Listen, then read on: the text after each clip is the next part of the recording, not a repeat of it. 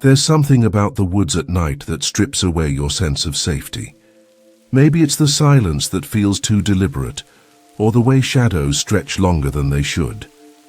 Out there, beyond the glow of the campfire, beyond the last bar of cell signal, things wait. They listen. And when you think you're alone, that's when they come closer. These aren't just scary stories whispered around the fire. These are real accounts from those who strayed too far from the trail. So lean in, but not too close, because what follows might just follow you back. Story 1.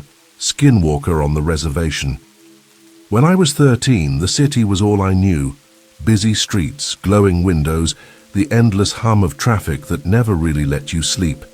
But every summer, like clockwork, I'd leave it behind and spend a few weeks on the reservation with my cousins. It had been a tradition since before I could remember, something our family never questioned. And though I complained about the lack of Wi-Fi and late-night pizza spots, I secretly loved it. My cousins Daniel, who was 14, Mia, my age, and little Jonah, who was 11, lived in a small home tucked deep within the forest. The place was practically carved out of the pines, with wooden steps that creaked when you ran too fast, and wind chimes that whispered with every breeze. The air smelled like sap and earth, and at night, the only thing you could hear was the wind shifting through the trees. There was a kind of quiet out there that you couldn't find anywhere else, a quiet that felt like it had been waiting long before you arrived. This particular summer, something felt different. Maybe it was just us getting older, growing braver or more foolish. The adults were still the same, sharing stories on the porch, laughing over coffee, reminding us not to go too far into the woods and never after dark. That rule had always been non-negotiable. The forest changes at night, Grandpa once told us, his eyes dark with memory, and not in ways you want to meet. He never explained what that meant, but he didn't need to. We all knew the stories, the whispered warnings about spirits and shapeshifters, things that didn't belong to this world. They were meant to scare us into behaving, or so we thought. One evening, just after dinner, the four of us sat on the porch steps watching the sky melt from gold into blue. The adults were still inside, their voices muffled behind the screen door. That's when Daniel turned to us with that look, the one that always meant trouble. "What if we went camping? Tonight," he said, voice low, like he was daring the idea to be real. Mia raised an eyebrow immediately. "You know Grandma and Grandpa won't let us. They've told us not to go into the woods after dark like 100 times. "Exactly," Daniel grinned. "So we just don't tell them." I hesitated. Even Jonah looked nervous, clutching the hem of his t-shirt like it could keep him grounded. "Come on," Daniel urged. "We'll be back before sunrise, just one night. We'll bring the lantern, tell some stories, maybe catch a glimpse of something cool. It'll be fun." The truth is, part of me wanted to say no. I wanted to be the responsible one, the voice of reason. But I also didn't want to be the only one too scared to go. Maybe it was the way Daniel said it, like this night could be one of those childhood memories we'd talk about years later. Maybe it was just peer pressure. Either way, I heard myself say the words I'd come to regret. "All right, I'm in." Jonah groaned but didn't argue. And with that, our plan was set. We'd wait until the house was asleep, sneak out with our sleeping bags and flashlight, and spend the night under the stars, just 4 kids against the woods. At the time, it felt like an adventure. But looking back now, it was the night we stepped out of childhood and straight into something ancient that had been waiting for us all along. We waited until the house had gone still, the soft hum of the TV replaced by the gentle snoring of our grandparents in the back rooms. The air was cooler now, carrying the scent of pine and something faintly sweet, like blooming wildflowers or damp soil. We moved quietly, stuffing our sleeping bags, water bottles, and an old battery-powered lantern into our backpacks. Jonah clutched a small flashlight like it was a lifeline. The back door creaked as we slipped out, and for a moment I thought we'd been caught, but no one stirred. The porch light flickered once, then went out behind us. With nothing but moonlight and courage, we disappeared into the woods. The forest at night was a different world entirely. By day, these paths were familiar. Lined with roots we used as makeshift balance beams, stones worn smooth from years of running feet. But now the trees seemed taller, their branches more tangled, their trunks closer together like they were guarding something. Even our usual jokes died in our throats.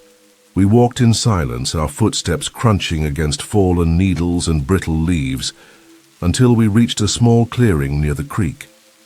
It was a place we'd played at countless times, skipping rocks, building forts, but under moonlight it felt like someone else's memory. The water shimmered dark and restless nearby, and the air seemed to hum with tension. Setting up the tent took longer than expected. The instructions were long lost, and none of us were exactly experts in the art of late-night camping.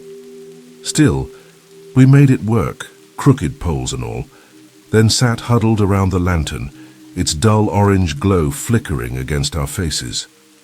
Daniel grinned like a ringleader. "All right, who's got a story?" he asked, rubbing his hands together. Mia shot him a look. "I swear if you start with that Skinwalker story again—" "Nah," he interrupted. "Let's warm up with something lighter. Mia, you go first." Mia didn't need much prompting. She launched into a tale about the Raven Mocker, a malevolent spirit from old Cherokee legends that fed on the dying, stealing years from their lives. Jonah visibly shuddered. "That one creeps me out," he whispered. "Too bad," Mia teased. "It said only medicine men can see it, but by the time you hear its wings, it's already too late." She mimicked a croaking caw, and Jonah scooted closer to me. I laughed, more to ease the tension than anything else. Daniel followed with another tale, this one about the Deer Woman, a spirit who lured wanderers into the forest with her beauty, only to reveal her cloven hooves and a face twisted like a broken mask once it was too late. "These are just stories," Mia said, rolling her eyes, but her voice wavered. "Told to scare kids into staying close to home." "Yeah," Daniel replied, but his grin didn't quite reach his eyes. "But Grandpa said something once, something he swore was real." That changed the tone instantly. The sounds of the forest seemed to fade, replaced by an eerie stillness. Even the crickets stopped chirping. "What did he say?" I asked before I could stop myself. "He said he saw one," Daniel replied quietly. "A skinwalker, when he was our age." The Suar word itself felt heavy, like it shouldn't be said so easily out here. Mia leaned in, her voice low. "We shouldn't talk about that. You know what the elders say." "Come on," Daniel said, glancing around as if expecting someone to hear. "It's just a story." But then he began to tell it. He said Grandpa had been helping his father gather firewood late one evening, and they'd gotten separated. As he searched, he came across a coyote, only it wasn't right. It stood upright. It stared at him, unblinking. At first, he thought it was a trick of the light. Then it started to move, its limbs bending in ways they shouldn't, its bones cracking with every step. "It had the face of a man," Daniel said, his voice dropping to a near whisper, "but stretched over the skull of a beast. And it whispered his name." Jonah buried his face in his arms. Mia was shaking her head, eyes wide and glassy. I didn't know what to believe. The forest had grown unnervingly quiet, like it too was listening. Something about the air had changed, thicker, colder. "I don't like this," Jonah mumbled. "Can we talk about something else?" But none of us answered, because in that moment, deep in the woods where warnings weren't just tales, we all felt it, that unmistakable shift, like something old and restless had just stirred awake. We crawled into the tent in silence, the mood heavy, the weight of Daniel's story pressing down like the dense air outside. The cramped space didn't bother us. Being close to one another felt like the only real safety left. I lay there staring. At the tent's thin fabric ceiling, watching shadows sway from the trees above as the wind danced through the branches. Every sound outside suddenly seemed sharper, more deliberate. The snapping of a twig, the rustle of dry leaves, the occasional creak of shifting wood. I tried to tell myself it was just the forest being the forest, but the fear clung to me like the damp in the air. The minutes dragged by. I checked my watch, 3:15 a.m., still pitch dark. Just as I began to drift into a light, restless sleep, I heard it. A soft, dragging shuffle like someone was pulling their feet through the underbrush. I froze. My breath caught in my throat. Then I heard it again, closer this time. "Did you guys hear that?" I whispered. Mia turned toward me, half asleep. "Hear what?" "Shh," Daniel hissed. We all listened. The shuffling grew louder, deliberate, slow, and accompanied by a faint, labored wheezing like someone breathing through a crushed windpipe. Then Jonah sat bolt upright, his eyes wide with terror. "What is that?" he mouthed. Daniel reached for the flashlight with trembling hands and slowly, painfully slowly, unzipped a small corner of the tent flap. The zipper's teeth hissed open, the sound deafening in the silence. We crowded around the narrow slit, eyes scanning the trees. For a moment, nothing.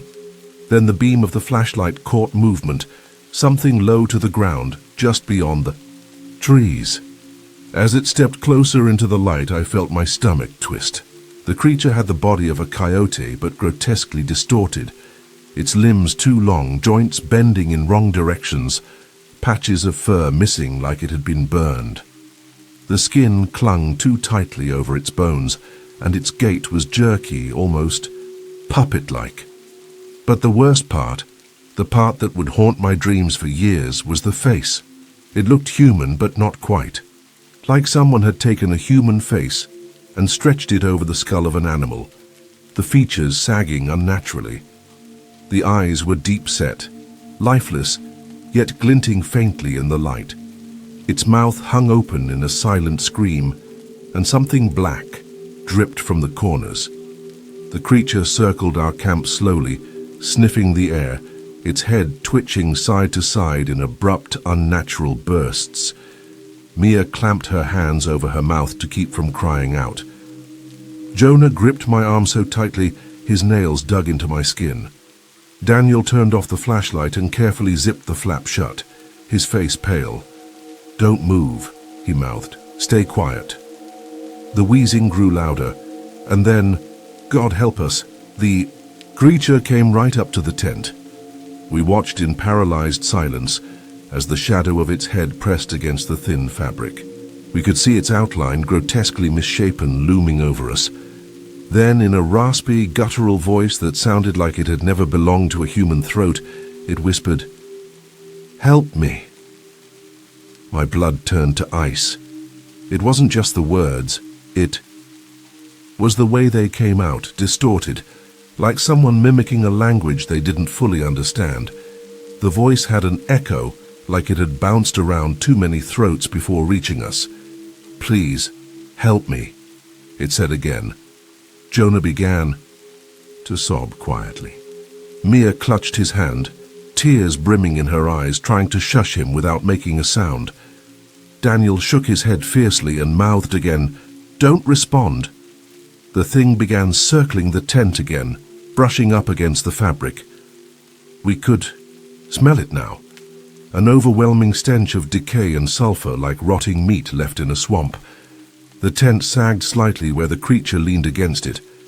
Then came a long pause. The breathing stopped. We dared not exhale, and then, barely audible over the pounding of my heart, it whispered a third time, "Why won't you help me?" It knew we were inside. It was playing with us.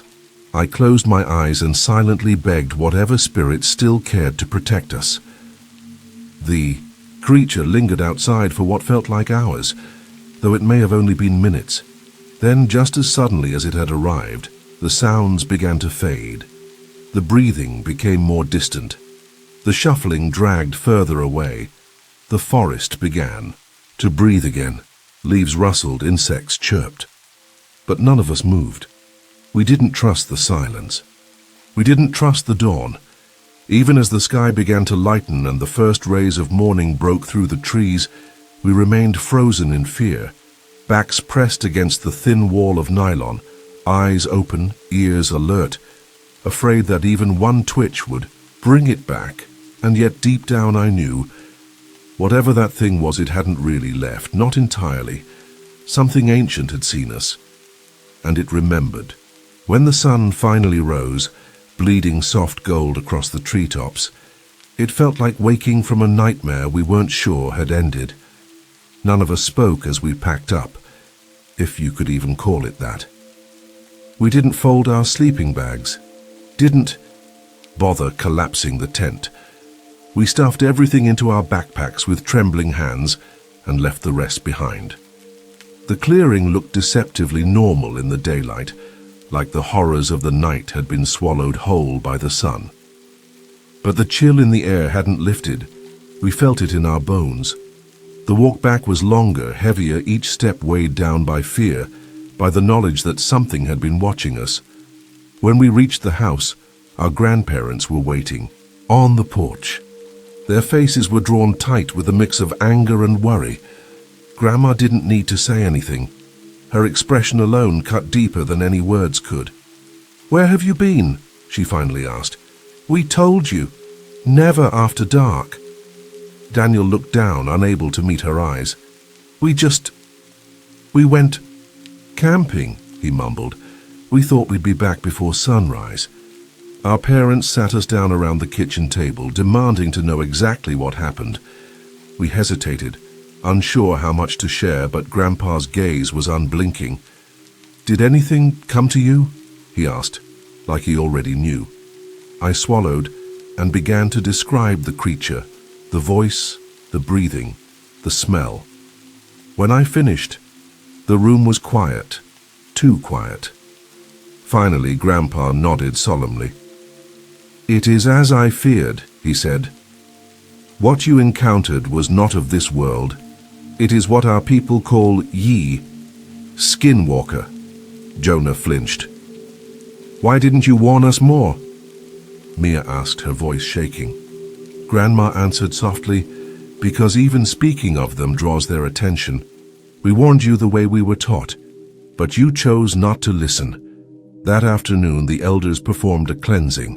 Sage smoke filled every corner of the house, and chants in a language older than the trees rose into the air. I felt a weight, lifting but not leaving. That night I didn't sleep. I watched the forest instead, waiting for the eyes I knew were still out there. Story 2. Black-eyed kids in the forest. Grief has a way of hollowing a person out, leaving them wandering through their days like shadows of who they used to be. That's how Greg looked after his father passed away. Blank eyes, tight jaw, a silence that felt heavier than any words. It happened out of nowhere, a heart attack that came swift and cruel, tearing a hole in the middle of Greg's world. He'd always been the steady one among us, the calm, grounded guy who kept Tyler and me from doing anything too stupid. But after the funeral, it was like the ground beneath him had given way. Tyler and I tried everything to pull him out of. Told jokes, football reruns, late-night food runs. Nothing stuck. Then one Thursday evening, Greg called us out of the blue. "Let's go camping," he said, voice low but firm, like we used to, just the three of us. It caught us off guard. Greg hadn't said more than 5 words in a week. "You serious?" Tyler asked. "Dead serious," Greg said. I need to get out of here. I can't breathe in this city anymore." We agreed without hesitation. We all needed the break, even if we didn't say it out loud. That Friday afternoon, we loaded up Tyler's new RV, a modest little thing with a couple of bunks, a tiny kitchen, and just enough space to stretch our legs. It wasn't fancy, but it felt like freedom. We packed beer, burgers, hiking gear, and enough snacks to survive a week, though we only planned to stay 2 nights. Our destination, Wayne National Forest, tucked deep into the quiet corners of southeastern Ohio. Miles of untamed woodland, trails that wound like veins through thick pine, and best of all, no neighbors for miles. The drive down was quiet, not the usual chaos of road trip playlists and dumb impressions. Greg mostly stared out the window, arms folded across his chest, but there was something different about him, like maybe, just maybe, this trip could shake something loose. As dusk settled, we pulled off a dirt road and found a clearing surrounded by towering trees, the kind of place that feels like it's been waiting just for you. We set up camp, lit a fire, and cracked open a couple of beers beneath a sky full of stars. For the first time in weeks, Greg smiled. Not much, not for long, but it was something. Tyler lay back on the roof of the camper, gazing up at the constellations like a kid. "You don't get views like this in the city," he murmured. I nodded, watching Greg's face flicker with firelight. That night, surrounded by friends, trees, and the quiet hum of nature, it felt like we might actually find peace out here. We had no idea that peace was the last thing waiting for us. The night settled around us like a thick blanket, quiet and heavy, with only the sound of crackling firewood and the distant rustling of trees in the wind. Tyler insisted on sleeping on the roof of the camper, claiming the view was too perfect to pass up. Greg and I exchanged amused glances as he climbed up, sleeping bag in hand. "Try not to roll off in your sleep," Greg called. Tyler just laughed. "If I do, I'll haunt you from the afterlife," he replied. The rest of us turned in soon after, the RV's interior dim and warm, with the faint scent of pine and smoke still lingering on our clothes. I lay on my bunk, scrolling through my phone without really reading anything. Across from me, Greg lay still, eyes fixed on the ceiling. "You doing okay?" I asked softly. He nodded, then said, "Yeah. Just thinking about my dad. He would have loved this." I murmured something back, but we let the silence settle again, both of us drifting towards sleep with the hum of insects and the occasional hoot of an owl outside. That's when I heard a soft, deliberate knock at the camper door. At first I thought it was part of a dream, but then it came again, tap, tap, tap. I sat up, glancing toward the door, heart suddenly thudding. "Greg," I whispered, "did you hear that?" He stirred, blinking at me. "Hear what?" "Tap, tap." Louder this time. "That," I said. "Someone's knocking." He sat up quickly, alert. "Maybe it's Tyler messing with us," he offered. But before we could do anything, my phone buzzed. A text from Tyler. "Are you guys awake?" I replied immediately. "Yeah, are you knocking on the door?" "Nope," he wrote back. "But I see someone outside. 2 someones, actually." I showed the message to Greg. He stared at it, then at the door. "Kids?" he asked, confused. "Out here?" I nodded, equally baffled. We both approached the door slowly, peering through the curtain. At first we couldn't see anything but shadows and firelight flickering on trees. Then, just barely visible at the edge of the fire pit, stood 2 figures, small, unmoving. "Hello," I called cautiously. "Can we help you?" A small voice answered. "Please, we need to use your phone." Something about the tone immediately set off alarm bells in my brain. It was flat, mechanical, emotionless. Greg leaned closer to the door. "Where are your parents?" he asked. "Please let us in," the voice said again. Still the same hollow cadence. Greg stepped back. "That doesn't sound right," he muttered. "Something's not right." My phone buzzed again. "Tyler, don't let them in. Something isn't right. Their eyes, they're black, all black." I felt my throat tighten. I showed Greg the message. "What the hell does that mean?" he asked, voice barely above. A whisper. "Black eyes." I didn't have an answer. The knocking came again, faster now, more urgent. "Let us in," the voices demanded in unison. I backed away from the door, my mind racing. "We'll call someone for you," I tried to say calmly. "Just give us a number to call." Silence. Then, "We need to come in. You need to invite us in." I exchanged a look with Greg, the words rattling in my mind. Need to be invited? Why? What kind of kid says that? The knocking stopped abruptly, and we held our breath. Footsteps, soft but deliberate, began circling the camper, crunching the leaves and pine needles outside. They moved around us, slow and purposeful, until they reached one of the side windows. A shadow passed across the glass, pausing just long, enough to send chills down my spine. "Why won't you let us in?" one of the voices asked again, this time right outside the window. I lifted the curtain slightly, my fingers trembling. A small figure stood just inches away, face obscured, unmoving. I couldn't see the eyes, but I didn't want to. My phone buzzed again, another message from Tyler. One of them said something weird. I swear it sounded like, "Your friends won't help you." That was it. I felt a cold sweat on the back of my neck. Greg backed up, running a hand through his hair. "We need to get Tyler inside now."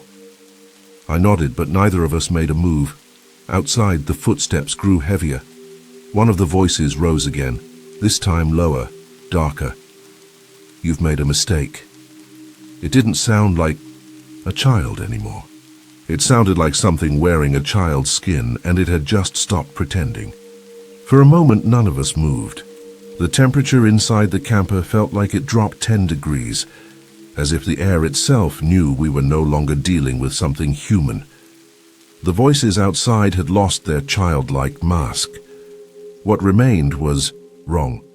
They no longer pleaded. They pressed. Their words scraped against the edges of language, warping the rhythm of speech, just enough to send chills crawling down our spines. I took a breath. I didn't realize I'd been holding an inch toward the door. "Tyler," I whispered out the narrow crack. "Get down here, now." I saw a shape shift on the roof, then the creak of metal as Tyler began to climb down the ladder as silently as he could. As his feet hit the ground, one of the voices from beyond the firelight hissed, "You shouldn't have done that." It didn't shout. It didn't scream. It just knew. We opened the camper door a fraction of an inch, just enough for Tyler to slip through. He lunged inside, and we slammed the door shut behind him, locking it with trembling hands. "What the hell are they?"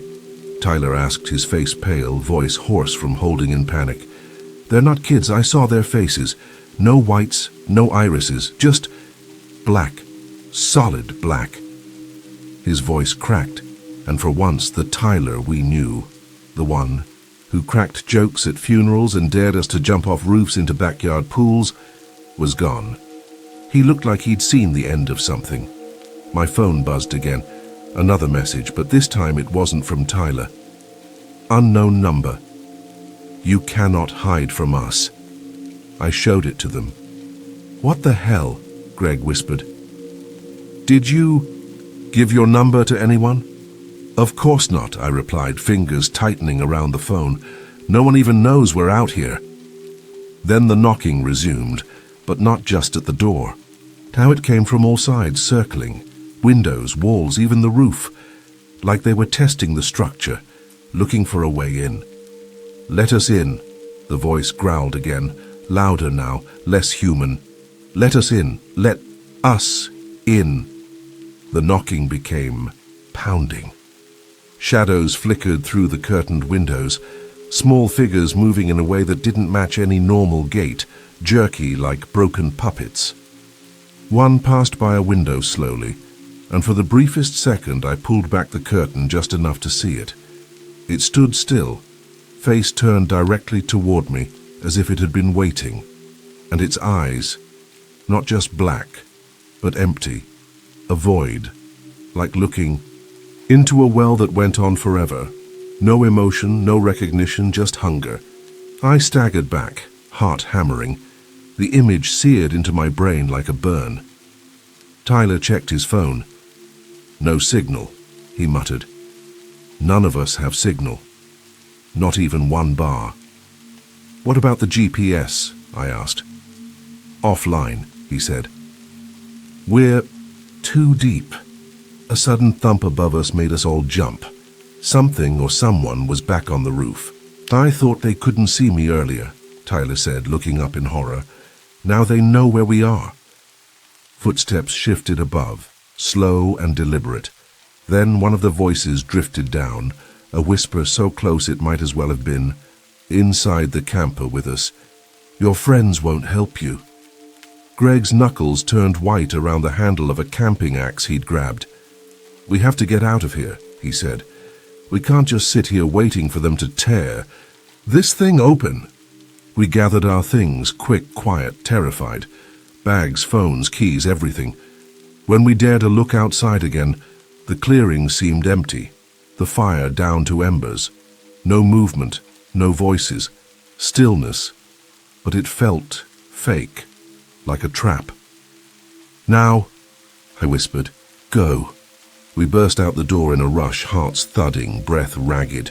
We made it to the driver's side just as a voice called out from the trees, louder than before, vibrating with something not meant for human ears. Do you think you're leaving?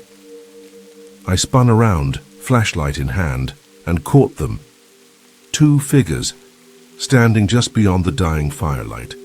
They looked like kids, almost.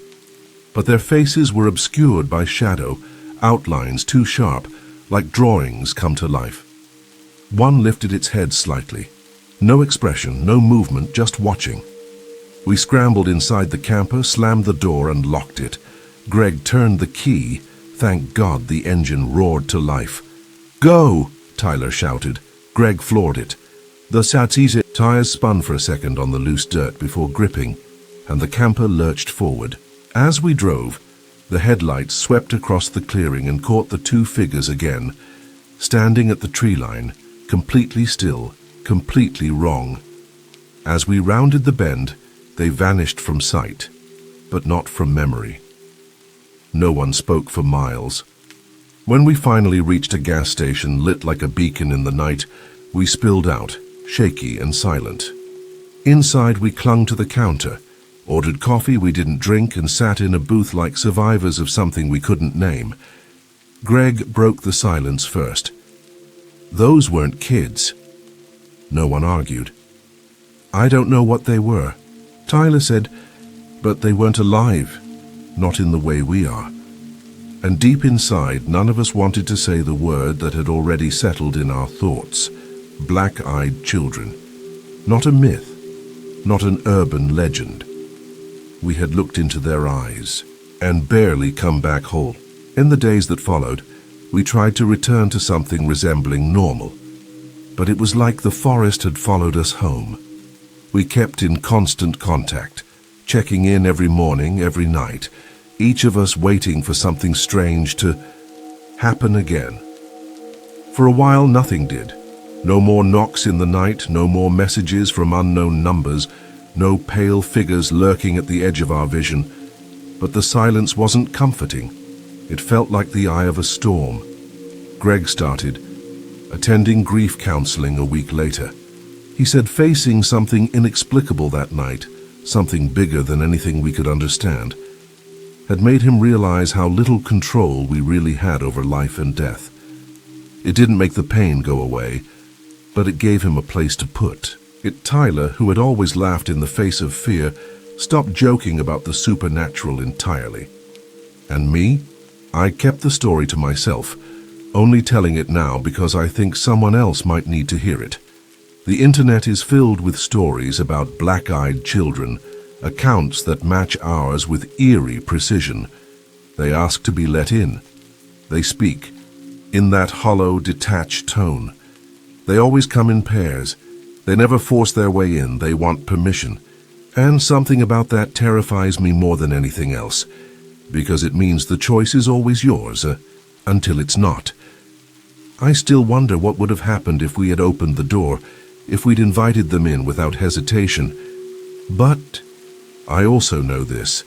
If you're ever in the woods and someone knocks on your door asking to be let in, look through the peephole first, and if you don't see the whites of their eyes, Don't open it, no matter what they say.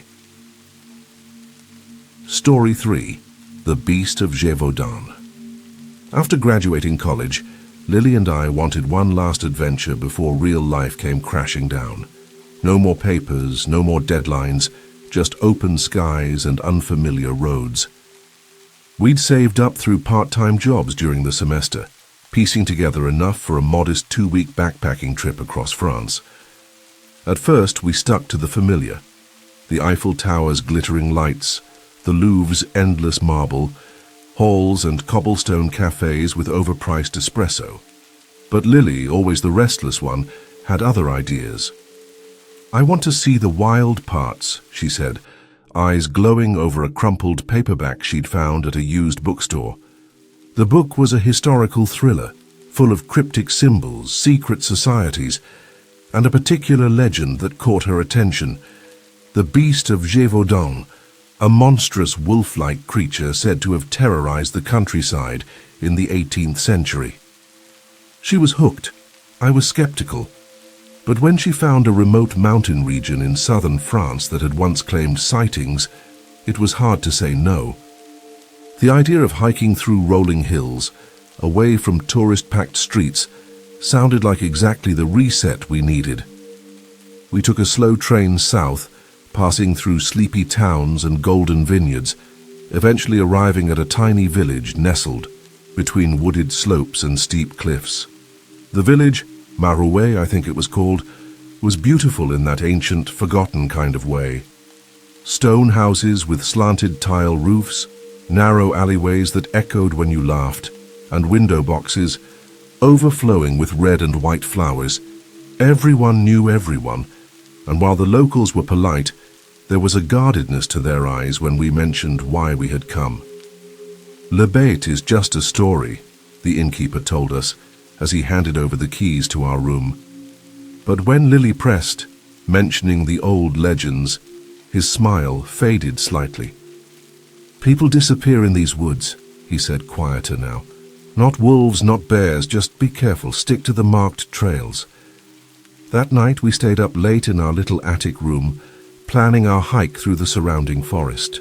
I traced the route on a worn topographic map, while Lily sprawled on the bed, flipping through her book again. "What if we really saw it?" she asked, half joking. "The beast, you'd believe me then, wouldn't you?" I rolled my eyes. "Sure, right after I snap a selfie with Bigfoot." But even I had to admit, there was something different about the village. Something quiet. Too quiet. No children playing, no dogs barking. Just the wind whispering through shuttered windows and the ticking of an old grandfather clock in the hallway. Still, we chalked it up to nerves and jet lag, promised ourselves an early start, and drifted off to sleep beneath creaking rafters and the weight of stories we didn't yet understand. We thought we were chasing myths for fun. What we didn't realize was that something might be waiting for us, something that never truly left those woods. The next morning we left just after breakfast, our backpacks loaded with snacks, water, and a weathered compass the innkeeper insisted we take. The forest surrounding Marouet was breathtaking in the way ancient places often are. Thick canopies of trees layered overhead like cathedral ceilings, shafts of sunlight breaking through the leaves in golden slants, and birdsong echoing from unseen branches. The first few miles were easy, the trail clearly marked by wooden signs etched with faded French phrases and small red arrows. Lily was in her element, snapping photos, occasionally stopping to read snippets from her book aloud. She pointed out trees that matched illustrations in old drawings, tall oaks with twisted limbs, moss-covered rocks that looked suspiciously like boundary markers from centuries ago. I humored her, half listening while admiring the tranquility. But the deeper we went, the more that peace began to fray. A few hours into the hike, we came across an old, overgrown side path, barely more than a narrow cut between thickets of bramble. It wasn't on our map. "Let's take it," Lily said, already veering toward it with that look in her eyes, the one that always meant I was going to regret following her. Jack said to stay on the marked trails, I reminded her. She smirked. You think the beast is going to show up on a map? I wanted to argue, but something about the way the forest hushed around us felt strange, like the trees themselves were holding their breath. Still, I followed. The path wound deeper, into the woods, where the trees grew closer together and the air turned cooler. The birdsong vanished. The only sound was the crunch of our boots against the forest floor and the occasional snap of twigs underfoot. Eventually, the path led us to a clearing, if you could call it that. It was more like a hollow, sunken and quiet, where light barely touched the ground. In the center stood the crumbling remains of what looked like an old stone cottage. Its roof had long since collapsed, and ivy strangled the remaining walls, but it was unmistakably man-made. Lily walked straight to it, running, her hand over the stones. Can you imagine who lived here? She whispered, more reverently than playfully now. As I stepped closer, I noticed strange markings on the side of one wall, deep gouges in the stone, arranged in looping patterns I didn't recognize. Hey, I called. You seeing this? She turned and squinted. Weird. Maybe it's an old language, but it didn't look like letters to me. It looked like something left behind, a warning or a mark. Then we heard it, a rustling in the trees behind us, too loud to be wind, too purposeful to be random. We froze. Probably just a deer, Lily said quietly, but her voice trembled slightly. I nodded, but my fingers curled instinctively around the handle of my pocket knife, even though I knew it wouldn't do much good. The rustling stopped. Silence again. Then, another snap, closer this time. We both turned toward the sound, eyes searching the underbrush, but saw nothing. Let's head back, I said. Lily didn't argue, but as we retraced our steps, we quickly realized something was wrong. The trail was gone. We turned in circles, checking landmarks, the map, the compass, but nothing matched. The trees looked the same in every direction, thick, ancient, impenetrable. And worst of all, the stillness had turned oppressive. No wind, no animals. Even our footsteps seemed too loud. Panic prickled just beneath my skin. We're not that far off, Lily said more to herself than to me. We'll find it. But then, behind us, there came a low growl, deep, guttural, vibrating through the forest floor like distant thunder. We both froze. Tell me that. Was your stomach? Lily whispered. No, I said. That was something else. We didn't wait to investigate. We started walking fast. The growl came again, louder, closer, followed by the crack of a branch and a heavy shuffle of something large moving through the trees. Whatever it wasn't trying to be stealthy anymore. It wanted us to know it was there, that we weren't alone, and that it had been following us for a while. We ran. We didn't talk about it. We didn't have to. Our bodies just moved, driven by something primal and ancient inside us. Something that didn't need proof or logic to recognize the sound of a predator. Branches slapped against our arms, and faces. Roots clawed at our boots, but we pushed forward blindly, crashing through the underbrush with a desperation that burned in our lungs. Whatever was behind us was gaining. We could hear it now, massive limbs pounding the forest floor, breath that came in snarling bursts, and a low, almost rhythmic growl that never faded, only intensified. I dared a glance over my shoulder once just for a heartbeat, and what I saw didn't make sense. It was a silhouette, huge and fast, too fast for its size, four-legged but moving like it had the intention of a man, like it was hunting not to feed but to punish. Its outline blurred with motion, but its eyes, glowing, yellow, unwavering, cut through the dark like twin blades. Up there, Lily shouted, her voice ragged. Ahead of us, a narrow, rocky incline cut through the trees like a jagged escape route. Without thinking, we veered toward it. The slope was steep and uneven, but we scrambled upward, hands grabbing at rocks and roots, boots slipping on loose soil. Behind us, the forest exploded in noise. Branches snapping, gravel tumbling. The sound of something enormous slamming into trees as it barreled after us. I could feel the vibrations in the earth through my palms. The air was thick, sour, with the stench of wet fur and rot. Lily slipped near the top and I grabbed her arm, yanking her up with strength I didn't know I had. We stumbled over the ridge and onto a trail, an actual marked trail, flat, wide, blessedly familiar. A trail sign stood to our right, old and worn but clear. We weren't lost anymore. "We need to move," I shouted. Lily didn't argue. We sprinted down the path, dodging low branches, our breathing ragged. But then a guttural howl erupted. From behind us, long, deep, and inhuman, and we knew it had followed. I didn't want to look, but something in me had to know. I risked another glance and saw it. Fully now. The creature emerged from the tree line at the top of the incline, its massive form backlit by fading daylight. It was larger than any wolf. Should have been easily the size of a bear, but leaner. Muscles tight beneath patchy fur, its legs unnaturally long. Its head was canine but elongated, as if stretched past nature's design, and its eyes. Those eyes weren't just animal. They were ancient, intelligent, malevolent, and they were locked on us. We didn't scream, we couldn't. Our fear was too deep for sound. We just ran.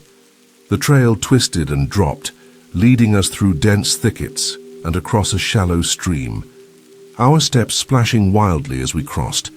Behind us the creature roared again, not like a wolf but like something older and angrier, something that had been forgotten by time and didn't like being remembered.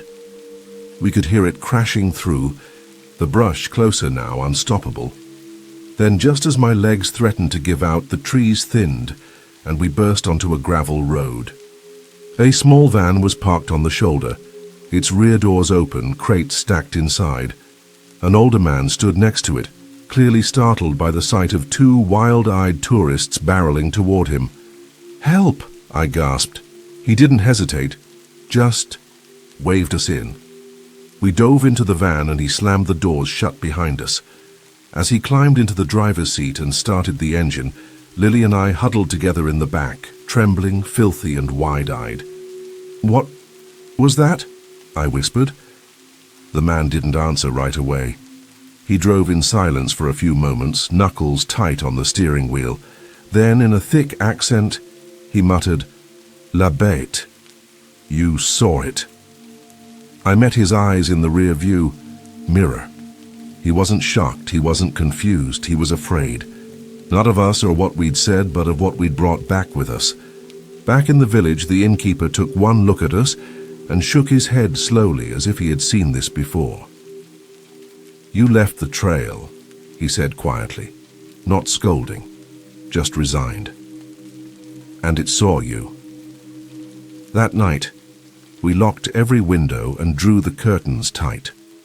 The village felt different now, smaller, more brittle, like a paper town that could tear at the edges if you looked too hard. Outside, the wind howled through the narrow alleys, and every creak of the roof sounded like claws on slate. We didn't sleep. We lay awake side by side, listening, waiting, and deep in my bones I knew we'd escaped the forest. But the forest hadn't finished with us yet. The next morning we didn't speak much. Over a quiet breakfast in the inn's stone-walled dining room, everything felt surreal, like we were watching ourselves from a distance, going through the motions while our minds remained trapped somewhere, deep in the woods. We decided to cut the trip short and head back to Paris. The forest had become more than a backdrop for our adventure. It had turned into something else entirely, something we couldn't shake from our skin. Before we left, Jax, the innkeeper, pressed a small object into Lily's hand, a pendant carved with strange symbols. "For protection," he said, voice low. "Keep it close." She didn't argue. Neither did I. We left Marouet without looking back, but in truth something followed us. Not in footsteps or shadows, but in memory. In dreams. In the silence between street sounds where there shouldn't be any. Back in Paris, surrounded by crowds and concrete, we expected the fear to fade, but it didn't. I still wake some nights to the sound of howling I know isn't real, but it feels real. Lily doesn't talk about it much anymore, but I catch her staring at the pendant sometimes, turning it slowly between her fingers like she's listening for something. We never told anyone the full story. Who would believe us? That some ancient creature from folklore stalked us through the forest. But sometimes I see something in her eyes that mirrors my own thoughts. Maybe belief isn't required.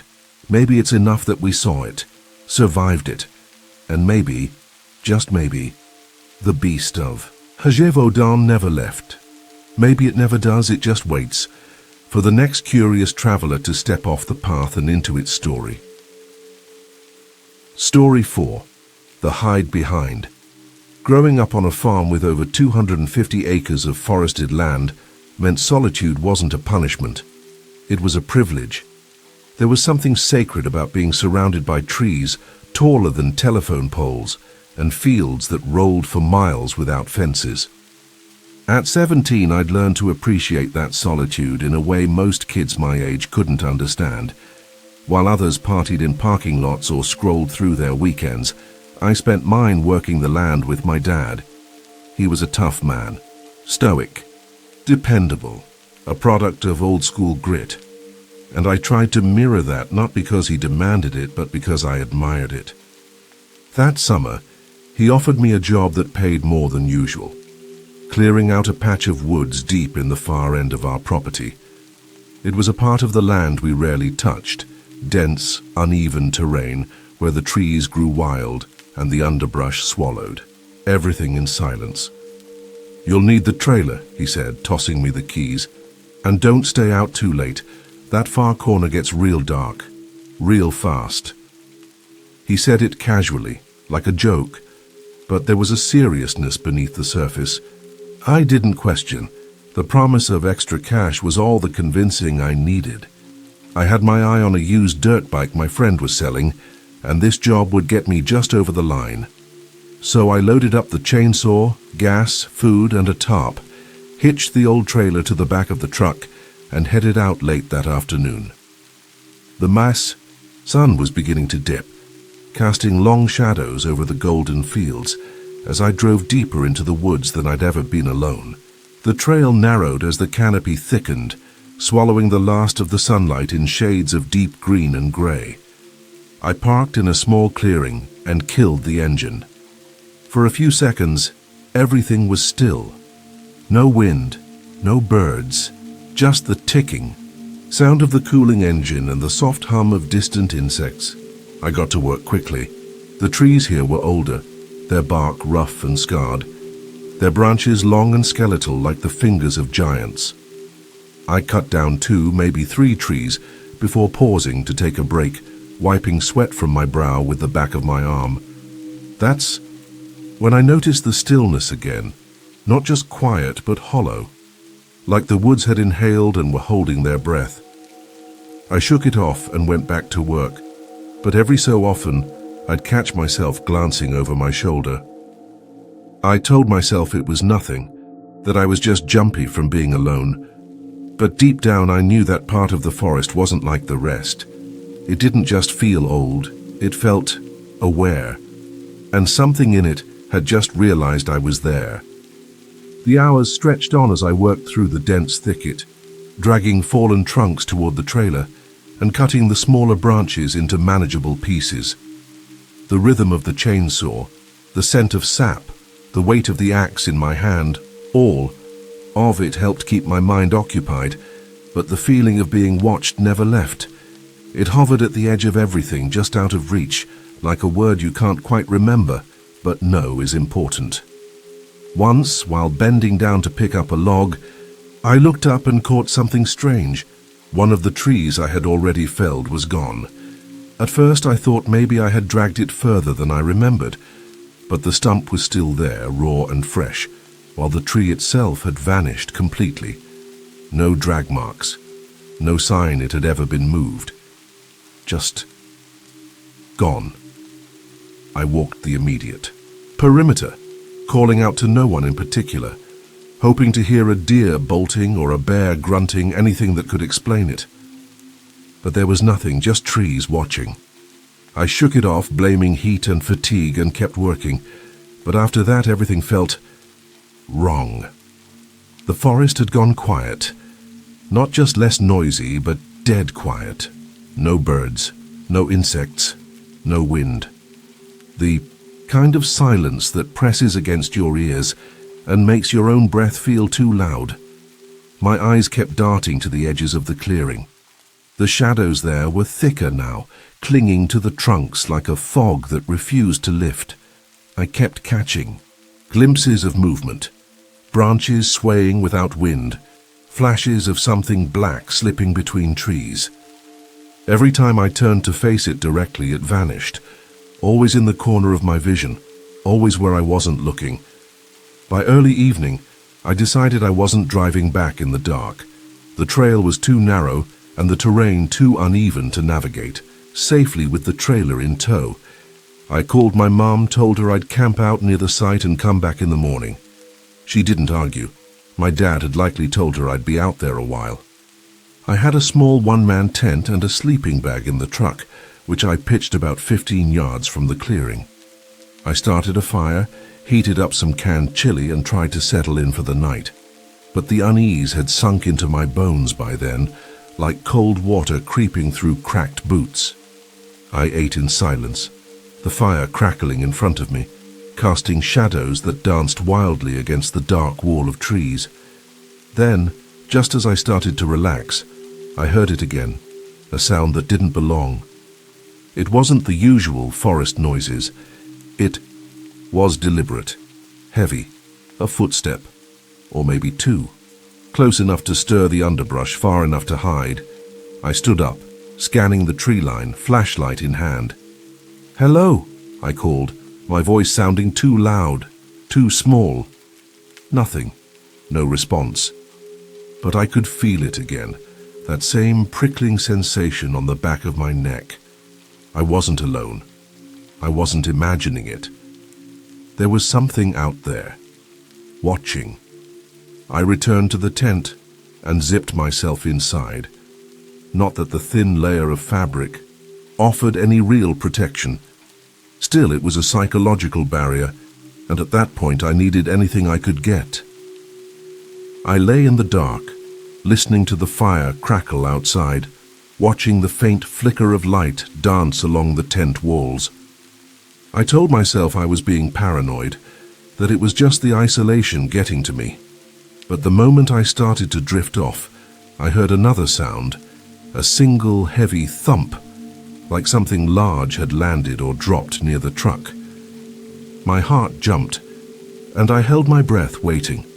Then came a second sound, low breathing, uneven, ragged, like someone struggling to inhale through cracked lungs. I unzipped the tent a few inches, just enough to see out. The fire had died down, casting weak embers across the clearing, but beyond it in the darkness I saw a shape, no details, just movement. A tall figure stepping behind a tree. It had been watching from the edge of the clearing, and it had stepped out only when I had looked away. Whatever it was, it didn't want to be seen. It knew where I was. It had always known, and it was getting closer. The moment I saw that shadow slide behind the tree, everything in me went cold. Not just scared, paralyzed, as if some primal part of my brain had finally caught up with what my eyes had been seeing all day. There was something out there. Not a bear, not a person, something that didn't want to be noticed but had been watching me the entire time. I slowly backed into the tent and zipped it shut, even though the nylon might as well have been paper for all the protection it offered. My flashlight trembled in my grip, the cone of light dancing along the tent walls as I tried to keep my breathing quiet. For a few minutes there was nothing. Silence. Then came the sound of leaves crunching softly, methodically, as though whatever it was had all the time in the world. The steps stopped right outside. I could hear breathing now, low, wet, strained. like whatever was just inches away was forcing each breath through a broken throat. I wanted to scream, I wanted to run, but I couldn't move. I just stared at the shadow that now loomed against the tent fabric, its edges jagged, distorted, too tall for any animal that belonged in these woods. Then came the sound of nails, or claws, scraping slowly down the side of the tent, followed by a single whispered word. Closer. The voice wasn't human. Not really. It sounded like someone trying to imitate one, mimicking cadence and pitch without understanding meaning. My blood turned to ice. I killed the flashlight, sank as far into my sleeping bag as I could, and waited. The shuffling began again, circling. The tent, each footfall a calculated step. Something brushed the sidewall, gentle, almost curious, and I thought I heard it breathing in through its nose as if trying to memorize my scent. Then, all at once, it stopped. For a few seconds there was nothing but the furious pounding of my heart, and then the zipper. Slowly, painfully, the tent flap began to slide open from the outside. I couldn't believe it. I hadn't heard hands. No rustle, just the zipper moving on its own as if guided by invisible fingers. I panicked, grabbed the flashlight again and flicked it on, blinding myself briefly in the rush of white. Through the crack in the door, I saw it. Just a glimpse, but it was enough. A face, if you could call it that, peeking in. It looked like it had been carved from wood and wrapped in pale, wet leather. No lips, just a slit. No nose. And the eyes, too large, too wide, reflecting the beam of my flashlight with a dull, milky sheen like rotting pearls. The skin was tight, stretched unnaturally over the frame beneath it, like it had been stolen and never meant to fit. It didn't flinch at the light. It just stood there, unmoving, as if it was trying to figure out what I was, or whether I was, worth the effort. I let out a sharp yell, more reflex than bravery, and lunged forward, slamming the zipper shut with shaking hands. I burst from the tent through the back panel, not caring that I tore the fabric as I scrambled out. I made a mad dash for the truck, fumbling with the keys in my pocket, every breath a ragged sob. I didn't look back. I didn't want to know how close it was. I just knew that if I turned around, I wouldn't make it. The truck roared to life, thank God, and I slammed it into drive. But the trailer was still hitched, overloaded with logs, and the wheels skidded in the dirt as I tried to pull forward. The trees loomed too close on either side, and I couldn't build up enough speed. I had to unhook it.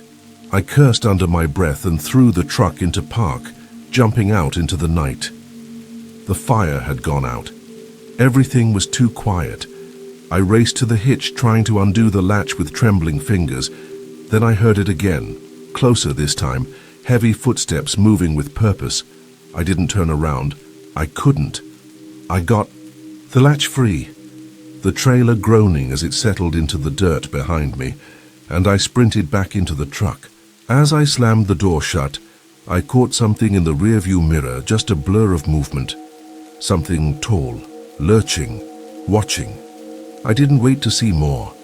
The tires spun for a second before finding grip, then I shot forward, branches scraping violently against the sides as the truck tore down the trail. I didn't slow until I saw the lights of the farmhouse cresting over the hill, and even then I didn't feel safe. I sat there in the driveway, hands glued to the wheel, the engine still running, headlights washing over the familiar porch. I was home, but I knew deep down I hadn't left that thing behind, not really. You can't leave something behind if it knows where to find you, and I was certain it did. The next morning I didn't tell my parents everything, just that I'd come back early, that I'd gotten spooked by something in the woods.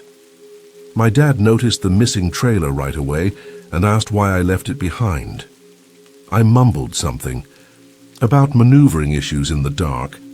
He didn't press, but when we returned later that afternoon to retrieve it, I felt that cold sweat return the second we pulled into the clearing. Everything looked the same in the daylight, undisturbed, peaceful even, but I knew better. I couldn't explain it, but the trees seemed different. Not physically, but in presence, like they remembered. As we hitched the trailer back up, I glanced toward the tree line, and just for a moment I saw something shift. A shadow too narrow to be a tree, but too tall to be an animal. I blinked, and it was gone. Back home, I found myself digging through an old bookshelf in my dad's study, searching for a book I hadn't touched in years, a collection of North American lumberjack folklore. I remembered reading something once, buried deep in those pages, and there it was, the hide behind. A creature said to stalk those alone in the woods, always lurking just out of sight, hiding behind trees, impossible to look at directly. Victims often reported the same things: unease, silence, the feeling of being watched, glimpses of movement where there should be none. I closed the book, my hands shaking. It sounded too familiar. I still walk the land, but I never go that deep anymore, and never alone. Some nights when the wind moves just right, I swear I hear branches shifting in patterns that don't match the wind. I don't believe in everything, but I believe in this: the woods keep secrets. And sometimes they look back. Thank you for venturing into the darkness with us. If these stories sent chills down your spine, don't keep the fear to yourself. Leave a comment, smash that like button, and share this video with someone who dares to listen in the dark. We release terrifying true stories every week, so be sure to subscribe and turn on notifications so you never miss what's lurking in the shadows. This is High Scare Stories, where nightmares don't end when the video does. Until next time, stay safe and stay scared.